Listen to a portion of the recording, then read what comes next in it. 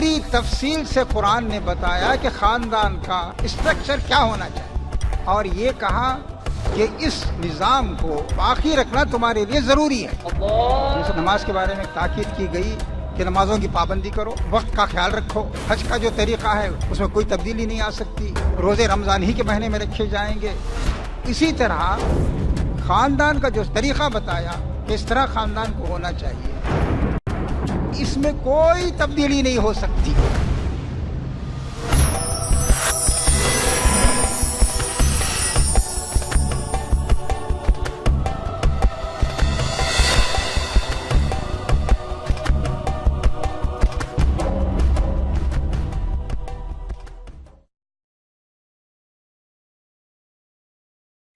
نبی صلی اللہ علیہ وسلم فرماتے ہیں الرجل راعٍ علی اہل بیتہ، مرد چرواہا ہے اپنے گھر والوں پر، اور سب کی نگرانی کرے گا۔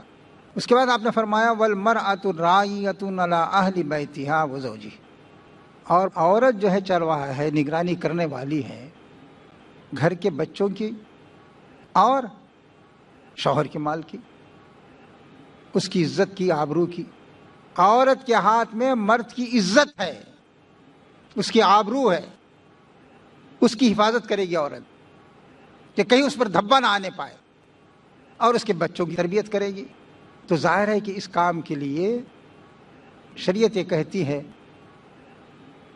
کہ اسے فارغ رہنا چاہیے گھر پہ، نہیں اگر وہ نوکری کرنا چاہے، دونوں کی آپس کی مرضی سے نوکری بھی کر سکتی ہے، لیکن مرد مجبور نہیں کر سکتا کہ جاؤ نوکری کرو، دونوں مل کے طے کرتے ہیں تو وہ کر بھی سکتی ہے نوکری۔ تو ایک بات تو یہ بتائی گئی کہ ان کے درمیان تعلق کی یہ نوعیت ہونی چاہیے۔ پھر بچوں کے بارے میں یہ کہا گیا کہ بچوں کی اصلی ذمہ داری ان کے کھانا پینا، تعلیم تربیت کا خرچ برداشت کرنا مرد کی ذمہ داری ہے، اور جب بچے بڑے ہو جائیں تو ماں باپ کی خدمت کرنا اور ان کا خرچ برداشت کرنا یہ اولاد کی ذمہ داری ہے۔ تو قرآن میں جگہ جگہ بتایا گیا کہ اللہ کے بعد سب سے زیادہ حق ماں باپ کا ہے۔ وَقَضَىٰ رَبُّكَ أَلَّا تَعْبُدُوا إِلَّا إِيَّاهُ وَبِالْوَالِدَيْنِ إِحْسَانًا، اللہ کا فیصلہ ہے کہ صرف اس کی عبادت کرو اور والدین کے ساتھ حسن سلوک کرو۔ تو اس کے بعد کہا جب بوڑھے ہو کر وہ تمہارے پاس آ جائیں، مجبور ہو جائیں، اب بوڑھے ہیں کہاں جائیں گے، مغرب میں تو اولڈ ایج ہوم بنے ہوئے ہیں، وہاں بھیج دیتے ہیں، لیکن قرآن یہ نہیں چاہتا۔ قرآن یہ چاہتا ہے کہ جہاں تک ہو سکے ان کو ساتھ رکھے آدمی۔ تو کہا کہ جب بوڑھے ہو کے تمہارے پاس وہ آ جائیں فَلَا تَقُل لَهُمَا اُفٍّ، اف تک نہ کہو۔ بوڑھے ہیں، چڑچڑاپن ہوگا ان میں، غصہ بھی ہوگا، الجھن بھی ہوگی، کچھ باتیں تمہاری ناپسند بھی ہوں گی، تو تم سے کہا جائے گا، ان سے کہا گیا کہ اف تک نہ کہو، اور ڈانٹ ڈپٹ کے بات نہ کرو، شرافت کے ساتھ، تہذیب کے ساتھ بات کرو، اور ان کے سامنے جھک کے رہو، اکڑفو نہ دکھاؤ، اور یہ سب کچھ کرنے کے باوجود دعا کرو کہ اے اللہ ان کا حق ادا نہیں ہو سکتا، اے اللہ تو رحم کھا۔ اور قرآن میں ایک جگہ یہ بھی کہا گیا کہ ماں باپ اگر مشرک ہیں تب بھی ان کا نان نفقہ تم کو برداشت کرنا ضروری ہے۔ تو یہ جو تعلیمات ہیں، اس کے ساتھ ساتھ قرآن اس بات پر زور دیتا ہے کہ جتنے رشتہ دار ہیں، یہ خاندان اسی وقت نبھ سکتا ہے، سب کا حق ادا کرو۔ کبھی آدمی خدمت کا محتاج ہوگا، کبھی صرف ہمدردی کا محتاج ہوگا، کبھی مال کا محتاج ہوگا۔ یہ بات صحیح نہیں ہے کہ آدمی خود آرام سے رہے، خاندان کے دوسرے لوگ تکلیف میں رہیں۔ تو اس طرح اسلام نے ایک سسٹم دیا ہے، اور اس سسٹم کی بڑی تفصیلات ہیں۔ اس پر اعتراض کرنے والے بہت سے اعتراضات بھی کرتے ہیں، لیکن صحیح بات یہ ہے کہ اسلام نے اس میں عدل و انصاف کو اور توازن کو باقی رکھا ہے، اور اس بات کی ایسی صورتیں پیدا کی ہیں کہ کہیں کسی پر ظلم نہ ہونے پائے۔ اللہ تعالیٰ سے دعا ہے کہ خاندان کی جو تعلیمات اسلام نے دی ہیں، ہمارے دین کا بہت سا حصہ ہمارے ہاتھ سے نکل گیا ہے، لیکن خاندان کا وہ نظام ہے جسے ہم باقی رکھ سکتے ہیں، کوئی رکاوٹ نہیں ہے اس پر عمل کرنے میں. اللہ تعالیٰ اس پر عمل کرنے اور اسے باقی رکھنے کی توفیق عنایت فرمائے. وآخر دعوانا الحمدللہ رب العالمین. خاندان اسلامی تعلیمات کی روشنی میں اس عنوان پر خیالات کا اظہار فرما رہے تھے مولانا جلال الدین عمری صاحب. انہوں نے فرمایا کہ جو خاندان اسلامی تعلیمات کی روشنی میں تشکیل پائے گا وہ جنت کا نمونہ ہوگا. وہاں گھر کے ہر فرد کو، خاندان کے ہر فرد کو سکون ملے گا، چین ملے گا، اطمینان ملے گا، راحت ملے گی اور امن ملے گا. اور جو خاندان مغربی تہذیب سے متاثر ہو کر تشکیل پائے گا اور اس کا وجود ہوگا، وہ خاندان جہنم کا نمونہ ہوگا. اکبر الہ آبادی نے بہت پہلے یہ شعر کہا تھا کہ ہم کو نئی روش کے حلقے جکڑ رہے ہیں، ہم کو نئی روش کے حلقے جکڑ رہے ہیں، باتیں تو بن رہی ہیں مگر گھر بگڑ رہے ہیں.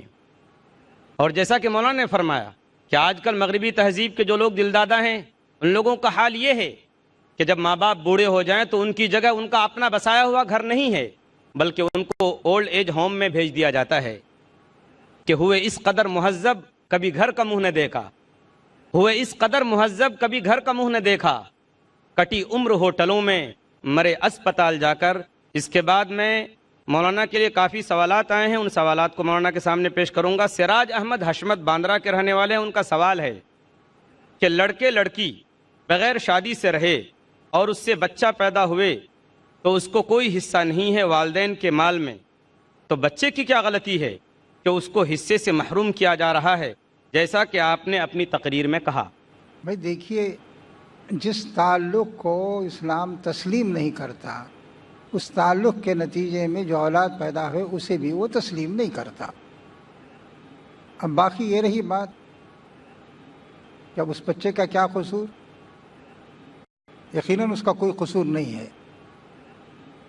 یہ تو اسلام کی تعلیم یہ ہے کہ اگر کوئی بچہ اس طرح، جیسے آج کل دیکھتے ہیں کہ بچے سڑک پر پڑے ہوئے مل جاتے ہیں، کوڑے دانوں میں مل جاتے ہیں. ہمارے فقہا نے بہت تفصیل سے اس پر بحث کی ہے اور بتایا ہے کہ ایسے بچے جو سڑک پر مل جائیں یا ناجائز رشتے کی وجہ سے لوگ لا کے پھینک دیں، جو عام بات ہے آج کل آپ سنتے ہی رہتے ہیں، تو اس کی ذمہ داری حکومت لے گی. اور اگر حکومت نہیں لے رہی ہے تو وہ ماں باپ جن کی غلطی سے یہ بچہ پیدا ہوا وہ اپنا خرچ کر سکتے ہیں لیکن قانونی حق ان کا نہیں ہوگا. اور اگر وہ نہیں کرتے، پھینک دیتے ہیں یا ضائع کر دیتے ہیں، تو ہم سب کی ذمہ داری ہے کہ ایسا کوئی سسٹم ایوال کرے اور ایسا کوئی سسٹم بنائے کہ ایسے بچوں کی جو یتیم ہوں یا اس طرح پھینک دیے گئے ہوں، ناجائز اولاد کی حیثیت سے ماں باپ اسے قبول کرنے کے لیے تیار نہ ہوں، تو ان کی دیکھیں گے. ورنہ ظاہر ہے کہ وہ جن کی اولاد ہے وہ ان کو کی دیکھ بھال کریں گے. قانونی ان کا کوئی حق نہیں ہوگا کہ بڑے ہونے کے بعد وہ کچھ مطالبہ کریں. جی عبد الرشید صاحب پیشے سے انجینئر ہیں. ان کا سوال ہے کہ ماں اور باپ میں اولاد کی تربیت کی ذمہ داری کس کی ہے جبکہ ماں کو 3 درجہ زیادہ اللہ نے عطا کیا ہے؟ دیکھیے، اولاد کی تربیت کی ذمہ داری ماں باپ دونوں پر ہے، لیکن دراصل بچہ اثر قبول کرتا ہے ماں کا.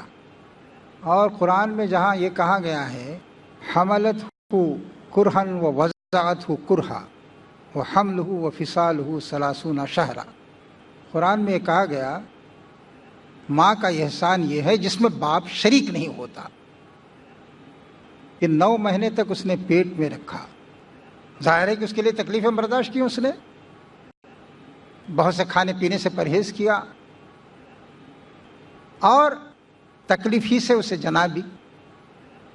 1000 سہولتوں کے باوجود اب بھی بہت سے کیسز جو ہے آپریشن کے ذریعے، سرجری کے ذریعے ہوتے ہیں، اور اپنا خون جو ہے دودھ کی شکل میں پلایا. ظاہر ہے کہ دودھ پلانے کے لیے بھی اسے بہت احتیاط کرنی پڑی کہ یہ چیز مجھے کھانی چاہیے، یہ چیز نہیں کھانی چاہیے. قرآن یہ کہتا ہے، اس کے انداز بیان سے معلوم ہوتا ہے کہ یہ وہ خدمات ہیں جس میں باپ شریک نہیں ہوتا، اس لیے اس کا ثواب بھی زیادہ ہے.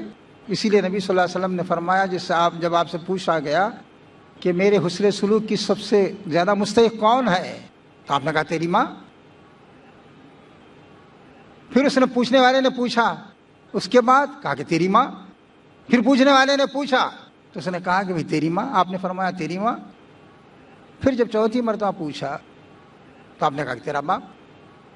تو اسی وجہ سے کہا جاتا ہے کہ ماں کے احسان زیادہ ہے، اور اس کا 3 گنا زیادہ بھی ہے، اس لیے کہ بچے کی تربیت میں، تعلیم میں، اس کی پرورش میں باپ کے ساتھ ماں برابر شریک رہتی ہے۔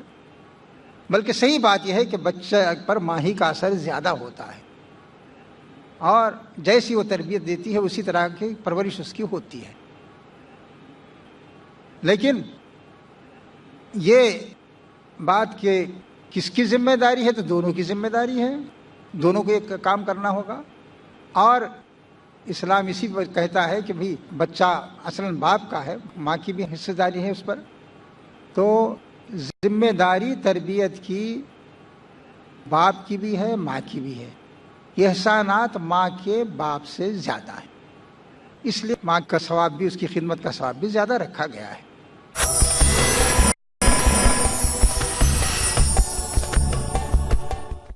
رضیہ خان سوال کر رہی ہیں کہ اسلام میں ایک سے زیادہ بیوی رکھنے کی اجازت کیوں ہے؟ صاحب دیکھیے، آپ جانتے ہیں کہ نارمل حالات میں مرد اور عورت کی آبادی کا تناسب ایک ہوتا ہے، اور آج کل کی جو صورتحال پیدا ہو گئی ہے اس میں لڑکیاں کم ہونے لگی ہیں۔ اس کے اسباب سے بحث کرنا مشکل ہے اس وقت۔ تو یہ تو ممکن نہیں ہے کہ آدمی ایک سے زیادہ شادیاں کرے، لیکن بعض لوگ کر سکتے ہیں۔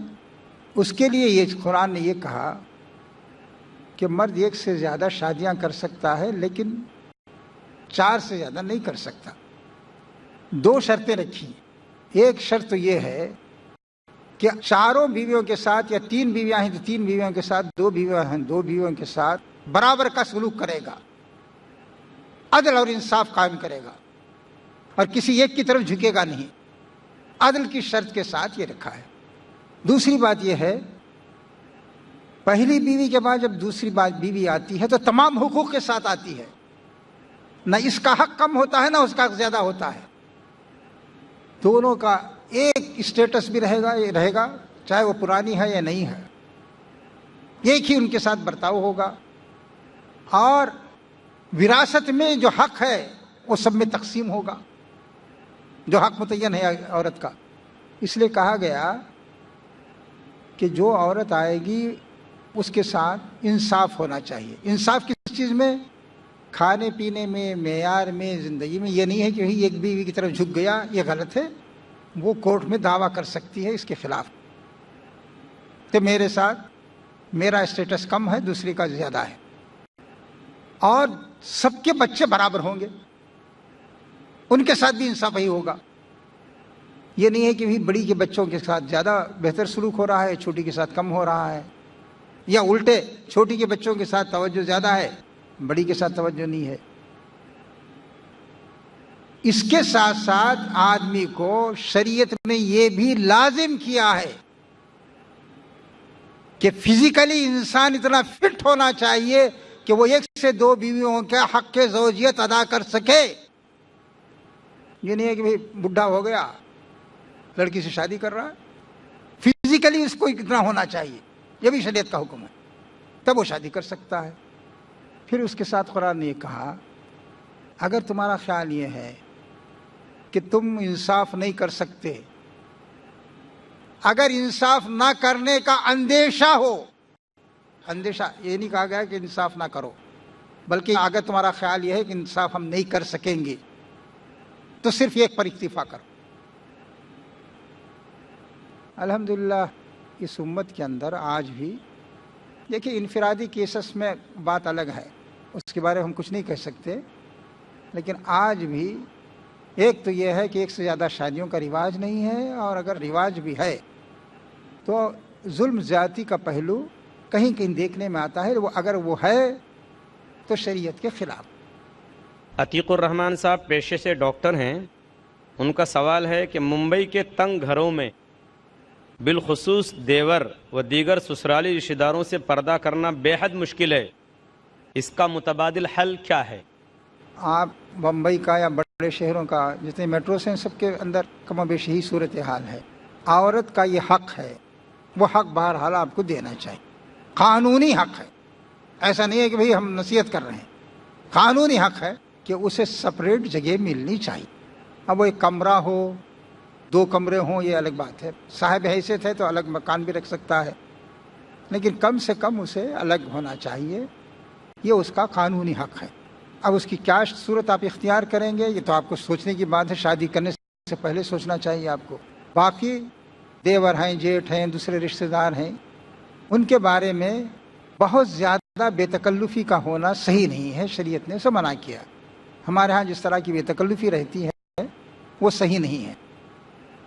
نبی صلی اللہ علیہ وسلم نے تو یہاں تک کہا کہ الحمو والموت، دیور تو عورت کے حق میں موت ثابت ہو سکتا ہے، لیکن جو بے تکلفی ہے کہ تنہائی میں آنا جانا ملنا جلنا، اس کی گنجائش نہیں ہے، اور آدمی سوچ لے شادی سے پہلے اس پر، اور عورت کو اس کا حق ہے کہ اسے الگ رکھا جائے۔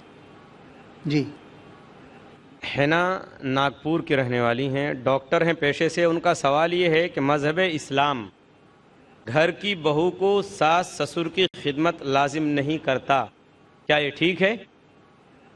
جی ہاں، بالکل صحیح ہے۔ دیکھیے، عورت پر زیادہ سے زیادہ آپ یہ کہہ سکتے ہیں کہ مرد کا احترام اور اس کی حسب ضرورت خدمت شوہر کی، اور وہ بھی ہمارے فقہا شوہر کی اس طرح کی خدمت جس طرح کی خدمت آج لی جاتی ہے اسے منع کرتے ہیں۔ لیکن جہاں تک سسرال کا تعلق ہے کہ وہ خسر صاحب کی بھی خدمت کرے گی، ساس کی بھی خدمت کرے گی، دیور کی بھی خدمت کرے گی، جیٹھ کی بھی خدمت کرے گی، اور رشتہ داروں کی بھی خدمت کرے گی، اس کی تو کوئی شرعاً کوئی گنجائش نہیں ہے۔ ہاں، اگر محبت کے ساتھ اگر کوئی اپنے خسر کی ساس کی خدمت کرتی ہے تو بہت کار ثواب ہے، لیکن اس کے لیے یہ ضروری ہوگا خسر صاحب بھی اور ساس صاحبہ بھی اسے بیٹی کی طرح دیکھیں، تب وہ خدمت کرے گی۔ یہ ایک طرف تو کھنچے ہوئے ہیں اور دوسری طرف یہ توقع کرے کہ ہماری خدمت وہ کرے گی، یہ ممکن نہیں ہے۔ اگر وہ خدمت کرتی ہے تو اس کا حسن سلوک ہے، اس کا احسان ہے، شرعاً اس کے لیے کوئی ضروری نہیں ہے، اور نہ فقہا نے اس کی اجازت دی ہے کہ دوسروں سب کی خدمت اس پر لاد دی جائے اور وہ گھر میں اس طرح بیٹھی رہے کہ جیسے سب کی خدمت کے لیے کام والی رہتی ہے۔ صحیح کہا آپ نے، اس کی شرعاً گنجائش نہیں ہے۔ سائمہ صاحبہ کا ایک سوال ہے کہ شادی ہوتے ہی ہم دیکھتے ہیں کہ شوہر ماں اور بیوی کے درمیان بیلنس کرتے ہوئے پھنسا رہتا ہے، کیا حل ہے اس مسئلے کا؟ مسئلے کا حل یہ ہے حکمت کے ساتھ ماں کو سمجھایا جائے۔ اب گھر میں ایک ذمہ دار آ گئی ہے، وہ میری بیوی ہے، اور جو آئی ہے اپنے حقوق کے ساتھ آئی ہے۔ میں آپ کے ساتھ اگر 4 گھنٹے وقت دیتا تھا تو اس میں سے 2 گھنٹے اب اسے دینے پڑیں گے مجھے۔ میں اپنی آمدنی آپ کے دامن ملا کے رکھ دیتا تھا، آپ کی گود میں ڈال دیتا تھا، اب ایسا نہیں کر سکتا اس لیے کہ میری آمدنی میں دوسرا شریک ہو گیا ہے۔ یہ بات حکمت سے اسے بتانی چاہیے، اگر نہ مانے تو اس کا قانونی حق بتانا چاہیے کہ بھئی جو آئی ہے وہ اس کے ساتھ ایک حق ہے۔ اب باقی بیلنس رکھنا کی کوشش کرنا، بھئی ایک حد تک تو بات صحیح ہے کہ ماں باپ بھی خوش رہیں، بیوی بھی خوش رہے، لیکن دونوں کو معلوم ہونا چاہیے، اور وہ بات حکمت کے ساتھ سمجھائی جا سکتی ہے کہ آنے والی اپنی ذمہ داری حقوق کے ساتھ آئی ہے، ایسا نہیں ہے کہ یوں ہی چلی آئی۔ اس کے حقوق کا ادا کرنا میرے لیے ضروری ہے، اس میں آپ کی مدد بھی چاہیے مجھے، اور ایسے ہی آنے والی کو بھی محسوس کرنا چاہیے کہ وہ آپ کا شوہر ہے، اس کے ساتھ ساتھ وہ ان کا بیٹا بھی ہے۔ آپ ہر چیز پر اس کے قبضہ نہیں کر سکتے، یہ نہیں کہہ سکتے آپ۔ عورت یہ تو کہہ سکتی ہے کہ میرا نان نفقہ دو، لیکن اسے یہ حق ہرگز نہیں ہے وہ یہ کہے کہ باپ پر خرچ نہ کرو، ماں پر خرچ نہ کرو، بھائی پر خرچ نہ کرو، پیسہ اس کا ہے، تم اپنا حق مانگ سکتی ہو، اور اس کی قطعاً تمہیں اجازت نہیں ہے کہ تم کہو کہ یہ پیسہ جو ہے ماں پر خرچ نہیں ہونا چاہیے، وہ خراب ہے، یا باپ پر خرچ نہیں ہونا چاہیے. بھائی وہ تمہیں خراب ہوگا، وہ اس کا باپ ہے، اس کی ماں ہے، اس کا بھائی ہے، اس کا رشتہ دار ہے، اس کی خالہ ہے. پیسہ اس کا ہے، وہ جہاں چاہے خرچ کرے گا. تمہارا حق صرف یہ ہے کہ تمہاری ذمہ داری وہ ادا کرتا ہے یا نہیں، یہ دیکھو. تو اس لیے قانونی حیثیت معلوم ہونا چاہیے. باقی اخلاقی طور پر ظاہر ہے کہ بھی آپ اس پر بھی ادھر بھی زیادہ خرچ کیجئے، ادھر بھی خرچ کیجئے، لیکن دونوں طرف سے جو کیفیت رہتی ہے کشیدگی کی، وہ ختم ہونی چاہیے. عبدل بھائی پیشے سے طالب علم ہیں، ان کا سوال ہے کہ عورت اگر حاملہ ہے اور ٹیسٹ کے ذریعے یہ پتہ چلے کہ بچے کو جنم دینا ماں کے لیے خطرہ ہے، تو ایسی صورتحال میں اسلام کیا کہتا ہے؟ بھئی اگر کوئی مسلمان ڈاکٹر ہے اور وہ قطعی طور پر بتاتا ہے اور اس پر آپ کو شرح صدر ہے، آج کل تو اسقاط کرانا ایک عام بات ہے، معمولی سی بات میں بھی ابارشن کا مشورہ دیتے ہیں لوگ، ابارشن کرا دیتے ہیں. لیکن اس کا خیال رکھیے، اور مشکل نہیں ہے کہ کسی دیندار ڈاکٹر سے مشورہ کرے، اور اگر اس کا مشورہ یہی ہے کہ بچے کی پیدائش سے ماں کی موت ہو سکتی ہے یا کوئی اور بات ہے، تو ابارشن کرا سکتے ہیں. یہ ایک جان کو جو بڑی جان ہے، اور اسے بچانے کے لیے کیسے بچے کو جسے بہرحال ابھی وجود میں نہیں آیا ہے، اس کا اسقاط ہو سکتا ہے. طاہا محفوظ پیشے سے طالب علم ہیں، ناگپور سے ان کا تعلق ہے. ان کا سوال یہ ہے کہ جو لوگ نکاح مسجد میں اور طلاق کورٹ میں دیتے ہیں، ان کے بارے میں آپ کا کیا خیال ہے؟ بھائی مسجد میں نکاح کرنا تو سنت ہے، اس کے بارے میں کیا کہا جائے گا؟ تو اچھا ہے، یہ سادگی کے ساتھ نکاح ہو اور مسجد میں ہو. مسجد میں نکاح ہوتا رہا ہے نبی صلی اللہ علیہ وسلم کے زمانے سے، اور مسجد سے باہر بھی نکاح ہو سکتا ہے، مسجد ہی میں ہونا کوئی ضروری نہیں ہے. طلاق کے سلسلے میں طلاق میں کورٹ میں جا کے دینے کی ضرورت نہیں ہے. طلاق کا ایک طریقہ شریعت نے بتایا ہے، اس کے مطابق طلاق دی جا سکتی ہے. کورٹ میں جانے کی ضرورت ہی نہیں ہے. کورٹ میں کیوں جائیں؟ کورٹ میں اس وقت جاتا ہے آدمی جبکہ وہ سمجھتا ہے کہ میں جو طلاق دوں گا اسے تسلیم نہیں کیا جائے گا. شریعت تو تسلیم کرتی ہے، اس مرد کو طلاق دینے کا حق ہے، طلاق دے دے گا وہ، لیکن اس طریقے سے دینا چاہیے جو شریعت نے بتایا. ایک طلاق دے، پہلے طلاق سے پہلے سمجھانے بجھانے کا سارا عمل ہو، پھر ایک طلاق دے اور پھر اس کے بعد اسے ختم کرے. اور یہ بھی کہا گیا ہے کہ جب طلاق کی مدت ہو تو اس زمانے میں گھر ہی میں رکھے. اللہ تعالیٰ سے دعا ہے جو باتیں اس وقت عرض کی گئی ہیں ان پر مزید غور کرنے اور اپنے خاندان کو اس کے مطابق بنانے سنوارنے اور اس معاملے میں اسلامی ہدایات کی پابندی کرنے کی ہم سب کو توفیق عنایت فرمائے. وآخر دعوانا الحمدللہ رب العالمین. جزاک اللہ. ہم مولانا محترم کے بے حد مشکور اور ممنون ہیں کہ انہوں نے اپنا قیمتی وقت ہمیں دیا. ہم ان کے لیے درازی عمر کی دعا کرتے ہیں. جزاک اللہ خیراً.